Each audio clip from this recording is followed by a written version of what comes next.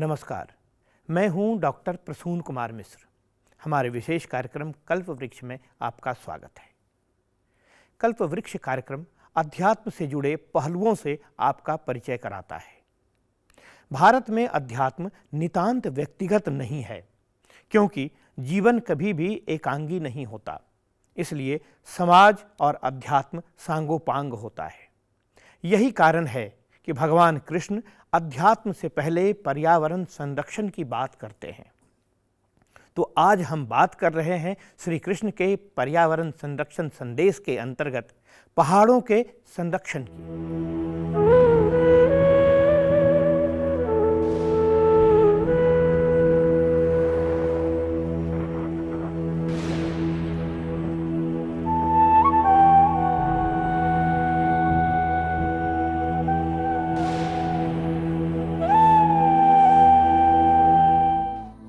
भगवान श्री कृष्ण और प्रकृति दोनों एक दूसरे के पूरक के रूप में ही दिखाई देते हैं। उनके कार्यों और लीलाओं में जंगल, जानवर, नदियों और पहाड़ों के संरक्षण का संदेश मिलता है। हम सभी जानते हैं कि उनके जीवन में गायों और बछड़ों का बहुत महत्व रहा है। दूध, दही और मक्खन खाने की मधुर बाल लीलाएं सबको रास आती हैं। गोवंश के संरक्षण और संवर्धन के लिए उन्होंने पहाड़ों के प्रति सम्मान की बात की। इसलिए उनकी बाल लीलाओं में एक प्रमुख लीला है गोवर्धन पर्वत की पूजा। गोवर्धन पर्वत के माध्यम से उन्होंने सभी पहाड़ों के महत्व को दर्शाते हुए उनके संरक्षण का संदेश दिया है। भागवत पुराण में वर्णन आया है कि भगवान कृष्ण नंद बाबा से कह रहे हैं, न पुरो जनपदा न ग्रामा न गृहा वयम नित्यम वनौकसस्तात वन शैल निवासिनः। अर्थात, पिताजी, न तो हमारे पास किसी बड़े देश का राज्य है और न ही बड़े बड़े नगर ही हमारे अधीन हैं। हमारे पास गांव या घर भी नहीं है। हम तो सदा के वनवासी हैं और वन एवं पहाड़ ही हमारे घर हैं। तस्मात् गवाम ब्राह्मणानां मद्रेश्चारभ्यतां मखः य इंद्रियाग संभारास्तैरयं साध्यतां मखः।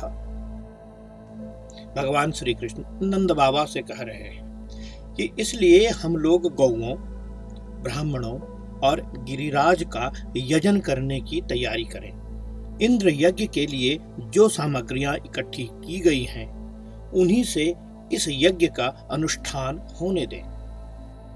हमें एक बात तो समझ लेना चाहिए कि खेतों की हरियाली खुशहाली की पहचान है।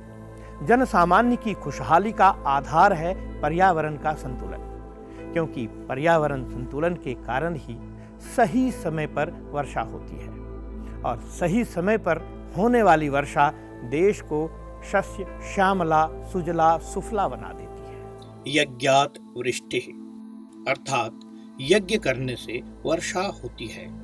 भगवान कृष्ण ने स्वयं गीता में कहा है, अन्नाद् भवन्ति भूतानि पर्जन्यादन्न संभवः यज्ञात् भवति पर्जन्यो यज्ञः कर्म समुद्भवः। संपूर्ण प्राणी अन्न से उत्पन्न होते हैं। अन्न की उत्पत्ति वृष्टि से होती है, वृष्टि यज्ञ से होती है और यज्ञ विहित कर्मों से उत्पन्न होने वाला है। वे आगे कहते हैं, कर्म ब्रह्मोद्भवं विद्धि ब्रह्मक्षर समुद्भवं तस्मात् सर्वगतं ब्रह्म नित्यं यज्ञे प्रतिष्ठितम्। हे अर्जुन, कर्म समुदाय को तू वेद से उत्पन्न जान और वेद को अविनाशी परमात्मा से उत्पन्न हुआ जान। इससे स्पष्ट होता है कि सर्वव्यापी परम अक्षर परमात्मा सदा ही यज्ञ में प्रतिष्ठित हैं। तो ये बात हुई गीता की और वर्षा एवं यज्ञ की। हम बात कर रहे थे पहाड़ों के संरक्षण और सम्मान की। हम पहले ही बता चुके हैं कि वर्षा होने से लोगों का जनजीवन खुशहाल हो जाता है। वर्षा के लिए यज्ञ होना चाहिए और यज्ञ के लिए घृत जरूरी है। घृत यानी घी, वो तो गाय के दूध से बनता है, इसलिए गायों का संवर्धन आवश्यक है।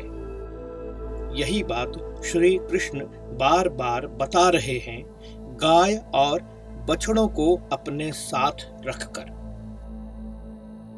गोकुल में भगवान श्री कृष्ण बाल्यावस्था में रह रहे थे।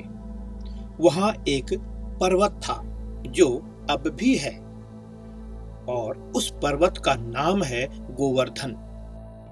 जैसे गोवर्धन व्रजवासियों के लिए, वैसे ही अन्य पहाड़ अन्य लोगों के लिए। पहाड़ों का हमारे जीवन में क्या महत्व है, इस बात को हम सभी जानते हैं। पहाड़ों पर होने वाले जंगल की लकड़ियां, फल, औषधि हम सब के लिए उपयोगी हैं, तो पहाड़ों के अंदर की खदानें भी उतनी ही उपयोगी हैं। इन्हीं खदानों से तांबा, अब्रक, चांदी और सोना इत्यादि के पत्थर मिलते हैं, जो अयस्क के रूप में होते हैं। फिर इनका परिशोधन कर धातु का निष्कासन होता है।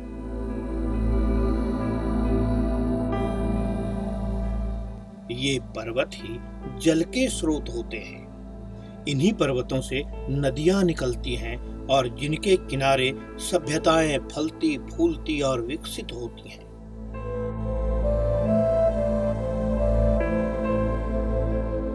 सरस्वती नदी के कछार पर दूर दूर तक फैली थी यह सभ्यता, जिसके अवशेष आए दिन मिलते रहते हैं। नदियों के किनारे सभ्यता विकसित होती है, तो नदियों का उद्गम पर्वतों में होता है। पवित्र नदी गंगा का उद्गम गंगोत्री है, जो हिमालय में है। यमुना का उद्गम यमुनोत्री है, जो हिमालय में ही है। ब्रह्मपुत्र का उद्गम है अंगसी हिमनद, तो सिंधु का उद्गम तिब्बती पठार के पास मानसरोवर झील है। नर्मदा का उद्गम अमरकंटक है, तो कावेरी का उद्गम ब्रह्मगिरी की पहाड़ी में है। इसलिए पहाड़ों का संरक्षण आवश्यक है। यही संदेश इस बाल कृष्ण का है। भागवत पुराण में वर्णन है कि वर्षा के लिए गोकुलवासी इंद्र की पूजा कर रहे थे, तो बाल कृष्ण ने उन्हें रोका। स्वयं को नित्य वनौकसस्तात वन शैल निवासिन ऐसा कहकर वो बताते हैं कि हम तो वनवासी हैं, पहाड़ पर रहने वाले हैं, तो प्रकृति की पूजा करेंगे ही। और जब यज्ञ में स्वयं ब्रह्म का निवास है तो यज्ञ भी करेंगे, लेकिन गोवर्धन पर्वत के लिए। कारण स्पष्ट है कि जो हमें पहाड़ों से मिल रहा है, उसके लिए पहले पहाड़ों के प्रति आदर तो रखें, तो क्यों न उसकी पूजा की जाए। इसलिए इंद्र का यह घमंड भी टूटे कि वर्षा उनके कारण ही संभव है, जबकि वर्षा करना तो उनका कार्य है और कर्तव्य भी है। अब गोवर्धन पर्वत की पूजा की बात सुनकर इंद्र को गुस्सा आ गया। भागवत पुराण में सुखदेव मुनि और राजा परीक्षित के बीच में चर्चा हो रही है। सुखदेव मुनि कहते हैं, इत्थम मघवता अज्ञप्ता मेघा निर्मुक्त बंधना नंद गोकुल मासारैः पीडया मा सुरोजसा। इंद्र ने इस प्रकार प्रलय के मेघों को आज्ञा दी और उनके सभी बंधन खोल दिए। अब वे बड़े वेग से नंद बाबा के व्रज पर चढ़ आए और मूसलधार पानी बरसाकर सारे व्रज को पीड़ित करने लगे। कहा जाता है कि इंद्र के अधीन ही मेघ होता है, वे ही वर्षा के स्वामी हैं अर्थात उनकी इच्छा से वर्षा होती है। ऐसे में इंद्र ने अपनी शक्ति का दुरुपयोग करते हुए व्रज के निवासियों को परेशान करना शुरू कर दिया।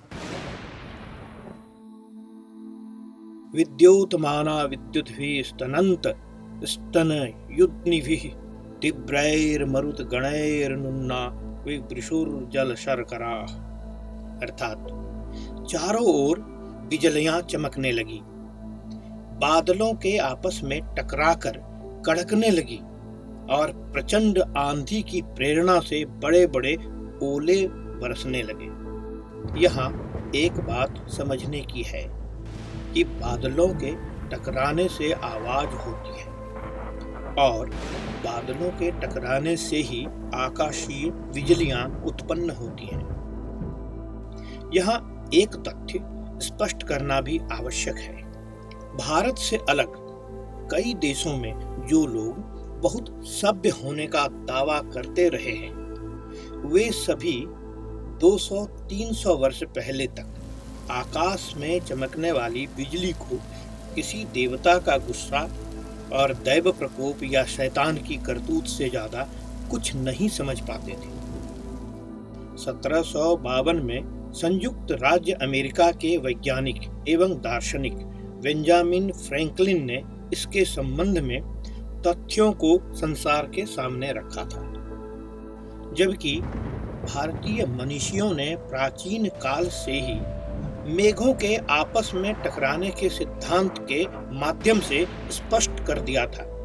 इधर ब्रजवासियों को परेशान करने में इंद्र ने अपनी पूरी शक्ति लगा दी थी। श्री कृष्ण ने ही उन्हें इंद्र को छोड़ गिरिराज गोवर्धन के पूजन की प्रेरणा दी थी। इतना ही नहीं, ब्रजवासियों ने देखा था कि बालक श्री कृष्ण ने ही पूतना का वध कर दिया था। साथ ही कंस के द्वारा भेजे गए कई राक्षसों से भी ब्रजवासियों की रक्षा की थी। इसलिए इंद्र द्वारा उत्पन्न किए गए संकट से बचने के लिए सभी लोगों के मुख पर पहले श्री कृष्ण का ही नाम आया। कृष्ण कृष्ण महाभाग तवन्नाथ गोकुलम प्रभो त्रातुम मर्हषि देवान कुपीताद भक्त वत्सल। अर्थात हे प्यारे कृष्ण, तुम बड़े भाग्यवान हो। अब तो हे कृष्ण, केवल तुम्हारे ही भाग्य से हमारी रक्षा होगी। प्रभो, इस सारे गोकुल के एकमात्र स्वामी, एकमात्र रक्षक तुम ही हो। भक्तवत्सल, इंद्र के कोप से अब तुम ही हमारी रक्षा कर सकते हो। जमुना को कलियानाग के प्रदूषण से मुक्त करने के बाद यह पहला अवसर था जब बालक श्री कृष्ण को सबके सामने आना था। जमुना में कूदने के बाद वे जल में थे, इसलिए लोगों ने उनकी उस लीला को तो साफ साफ नहीं देखा था, केवल अनुमान लगाया था। श्री सुखदेव मुनि बता रहे हैं राजा परीक्षित को कि व्रजवासियों पर आए संकट पर भगवान श्री कृष्ण ने योग का सहारा लिया। तस्मात् शरणं गोष्ठं मन्नाथं मत परिग्रहं गोपाय स्वात्म योगेन सोयं में व्रत आहितः। अर्थात यह सारा व्रज मेरे आश्रित है, मेरे द्वारा स्वीकृत है और एकमात्र मैं ही इसका रक्षक हूं। अतः मैं अपनी योग माया से इसकी रक्षा करूंगा। संतों की रक्षा करना तो मेरा व्रत ही है, उसके पालन का अवसर आ पहुंचा है।